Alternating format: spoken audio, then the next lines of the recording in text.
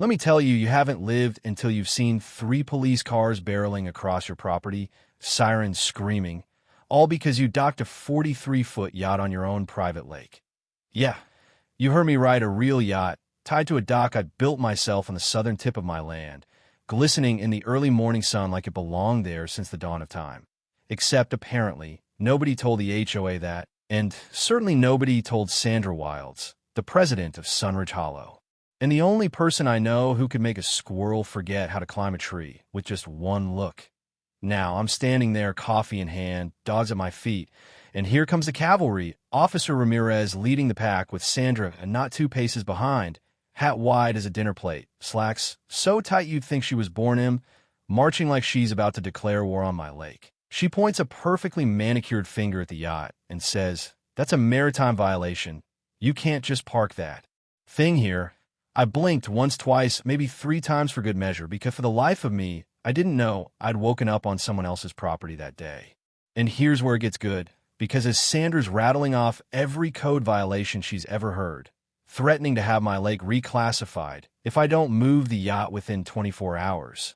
What she doesn't know, what none of them know, is that not 6 minutes earlier I'd signed the papers buying out the entire Sunridge Marina, the crown jewel of the HOA, the one they use for their precious events, their boat parties, their annual summer jubilee. So I just smile, lean back on the dock, and let her threaten, because if she thinks a strongly worded letter is scary, wait till she gets the email I'm about to send. But let me back up a sec, because none of this would make any sense if you didn't know the backstory. I'm Derek Foster, retired firefighter, 56, divorced, proud owner of 120 acres of wild Texas heaven, 2 golden retrievers, Buddy and Samson, and a man-made lake I dug myself, sweat and diesel, in 2 years of my life. I fish there, play the sax on my porch, drink cold beer at sunset, and for 11 years I had peace, until the day Sandra moved in across the road and decided my existence was a personal affront to all that was HOA holy. First, it was the dead tree near my barn, visible from her upstairs window.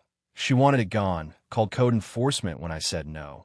Then it was my horses at sunrise, then my fertilizer, then my Sunday jazz concerts. And every time she lost, but you'd think it fueled her even more. The final straw for her? The yacht. My retirement present, something I'd dreamed of since I was a kid reading boating magazines at Dr. Benson's waiting room, but only bought after selling a place I inherited and finally, having the cash. Did I need it? No. Did I want it more than air? Absolutely.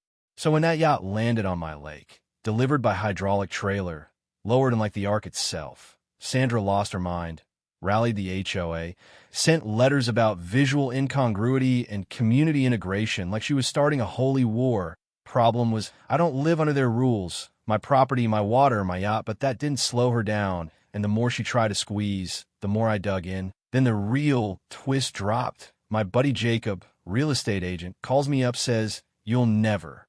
Guess what's for sale? The Sunridge Marina. The one thing the HOA loves more than bylaws. So I bought it, cash, 6 minutes before the cops showed. Now, back to that day. Sandra's screaming at the officers about how I'm a threat to water aesthetics, even tries to stomp out on my dock. And that's when Buddy, bless him, gives her a little growl, backs her up quick. Meanwhile, the officers look like they'd rather be anywhere else. Finally, one asks, "Mr. Foster, are you aware of the HOA's petition?" And I just grin. "Yeah, I'm aware," in about 30 seconds. "So will Sandra." That's when her phone dings. She reads the email, face falls like a curtain. "You bought the marina?" "Yep, sure did." And silence just hangs there, thick as Texas humidity. But hold up, plot twist. Right then, Craig Mulvaney, vice president of the HOA, man who wears sweater vests in summer and carries clipboards like their body armor, comes flying on my driveway waving legal documents, says, "You can't do this. You manipulated the system." I just tell him, "Craig, I didn't manipulate a thing. Your president tried to bully me on my own land. This is just justice." He sputters. Sandra stares at her phone like it's a snake. And the officers? They look ready for popcorn. Here's another little secret. Before I retired, I was a silent partner in a wildfire tech firm. Sold the patent for a nice sum. Lived simple, kept quiet, and most folks, including the HOA, never knew I had more in the bank than the mayor. Funny thing about money, When people think you don't have any, they treat you like you don't matter, like you're just background noise, until the background start buying up the foreground. A couple months before all this, Sandra rolls up in her golf cart at sunset, says, "Your lake is a visual liability." I almost laugh. She's talking about nature like a disdain.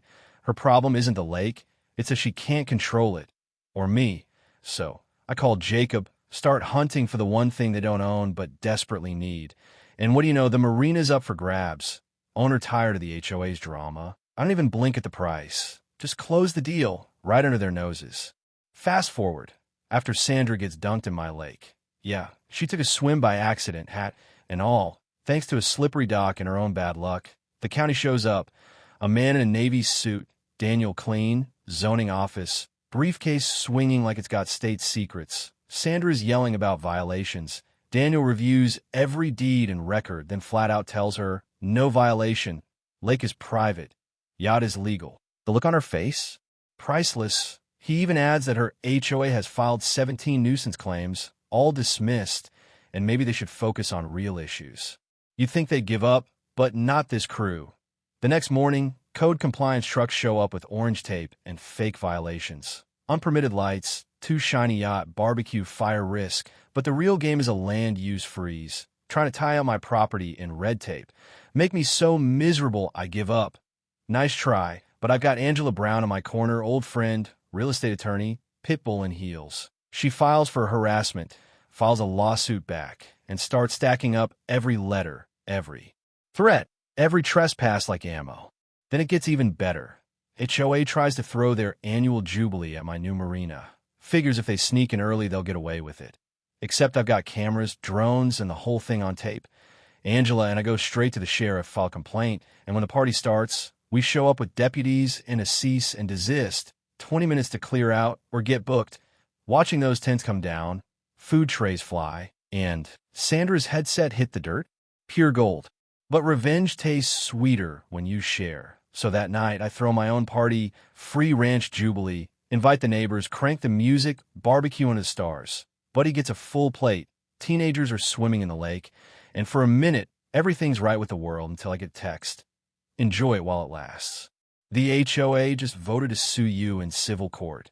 Angela laughs, says they picked the wrong cowboy. But I know what they're after.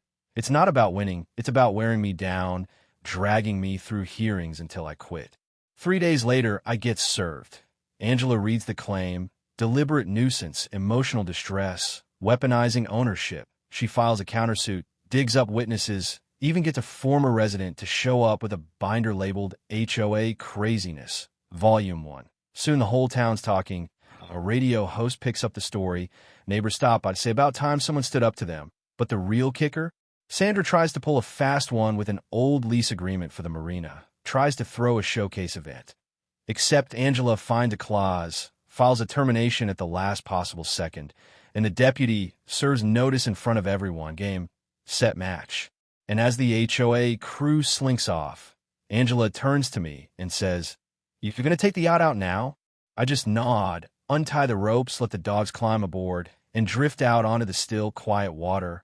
My lake, my home, and a reminder that sometimes the only way to beat the system is to own it every muddy, sparkling inch. So, tell me, have you ever had to stand up to an HOA run wild? Drop your story in the comments. Let's see whose tale is crazier. And if you want more true life revenge stories, hit like, share, and subscribe. Because out here, the good guys still win. One peaceful lake at a time.